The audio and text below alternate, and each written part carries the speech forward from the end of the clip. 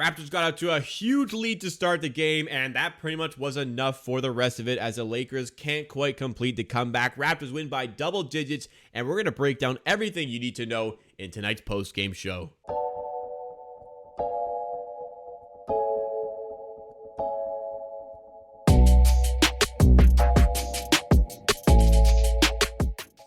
Welcome, Raptors fans, to either tonight or tomorrow's post-game show. The Raptors just beat the Los Angeles Lakers 114-103. It was a very impressive win by the Raptors. They kind of faltered late on in the game, I gotta say. They faltered late on in the game. They lost the fourth quarter by 11 points in the end. 9 points in the end.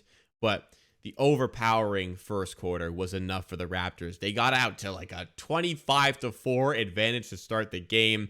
I mean, I watched the Lakers, but like I haven't seen them that bad many points this season, and the Raptors just absolutely exploded out of the gate in this one. But before we really get into it, make sure if you enjoyed this post-game show, you give a like and consider subscribing. You get the post-game show for every single Toronto Raptors game, and you're not going to get a better one than you get here with Amateur Hour Clips. Would really appreciate a sub. Let's get into it. For real. Again, that 11-point win, I'm going to take it. The Raptors have started this West Coast road trip, which can be tricky playing on the West Coast, playing some good teams in the Suns and the Nuggets. Raptors have 4 wins in the 4 games in the West Coast. If they manage to beat the Clippers on Wednesday night, it will be 5 wins out of the 5 on the West Coast.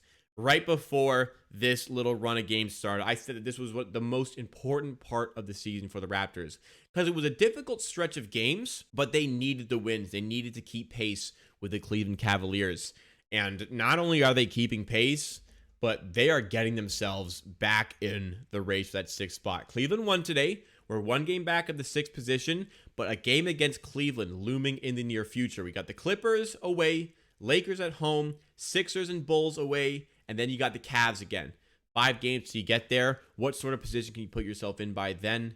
Raptors are doing everything they can to put themselves in the best position possible, improving to 38-30. The Vegas over-under on their win total for this season was 36.5. They're already a game and a half above that, and there's still plenty of games to go. And doing it at the Crypto.com arena is always going to be impressive. Let's talk about the way each individual player played. Siakam was absolutely exceptional with 27 points, 11 rebounds, 5 assists, 9 for 17 from the field. He's really starting to find his range, 2 for 3 from 3. Achua was great as well. Not quite the 3 ball we've been seeing, but 10 points was nice to see with 11 rebounds. Scotty Barnes had like 10 points in the first 2 minutes. 15 points, I think, in the first 5. Cooled off a little bit, but still a very nice 21 on 9 for 17. Started 8 for 11 from the field, so faltered a little bit, but nonetheless, 21, 9, and 5. I ain't going to complain about that. Scotty reinserting himself into that Rookie of the Year race. VanVleet, not his night, but a lot of guys picked it up for him. Gary Trent, despite starting 1 for 7, really picked it up and finishes with a team-high 28 points on 7 for 19 shooting. Boucher also, another great game for him off the bench. Lakers just didn't have the stuff really when they needed it. LeBron was great as always, and honestly, talentless Horton Tucker put on quite a good game here, maybe showing the Raptors what they missed out on when the Lakers didn't trade him for Kyle Lowry, and it's still a stupid move by the Lakers. But Tim Horton Tucker is not going to give you many of these games, so I ain't too concerned. But the Lakers for a second, they had us. They had us worried. It was a 9-point game, and Tim Hortons Tucker missed that corner 3 that would have made it a 6-point game with like 2.5 minutes to go. Lakers could have very well gotten back in this game with the Raptors up by 28, but it was one of those where the Raptors were on the other end of one of those fake comebacks. It's very much like the Raptors to produce some crazy sort of almost comeback in the fourth quarter. And now Raptors fans experience what the other side is like, and honestly, I didn't like it. It really was nerve-wracking, even up by 2018 in that fourth quarter. I felt a little bit nervous knowing the Lakers have enough of these talented players to kind of make a difference. Didn't happen in the end, but a lot of it was our own demise here. The Raptors came out of the gates on fire, like I said, but only shoot 41% from the field and 27% from 3. The Lakers, I'm told, started 0 for 16 from 3, yet still finished the game with a better 3-point percentage than the Raptors, and only 39% from the field, but not far off the Raptors. Where the Raptors make up the points in the end is the rebounds. The Lakers don't have the fight in them. They don't have the desire in them. They don't have just the mental capacity to keep up all 48 minutes against a team like the Raptors who runs like that. 64-43 in the rebound category is crazy. This Lakers team, they're hopeless. They're honestly hopeless. They did not care until they got, like, they were down like 28 points in the third quarter.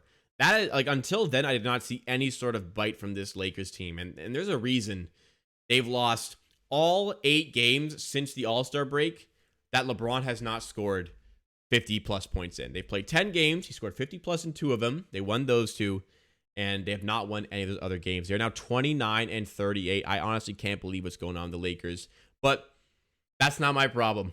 We got the Toronto Raptors on one hell of a run, one hell of a string of games here, winning 4 in a row, going into the game against the Clippers with a lot of confidence, and would just be overjoyed to see this team come out of the West Coast road trip with 5 straight wins. That race for the 6th spot in the Eastern Conference is going to come down to the wire between the Raptors, the Cavaliers, and the Nets. But the Raptors really laying down this foundation for success for the rest of the season, getting themselves this momentum and just putting themselves in the mix like out of nowhere. Cleveland fans, Cleveland, the team, the players are really going to be looking over their shoulder, checking their rear view right now as they see this Raptors stampede coming through with another great win. I mean, some negatives in this game, but ultimately, the Raptors walked into the Crypto.com arena, formerly known as the Staples Center, and won by double digits. It's 1 a.m.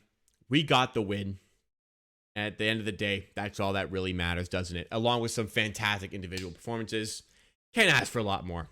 It is what it is. Thank you so much for watching this post-game show. Appreciate you sticking around. If you enjoyed, make sure to like and subscribe for the best post-game show you're going to get for the Raptors every single game. We hope to see you again next time at our watch along on Twitch, twitch.tv/amateursports.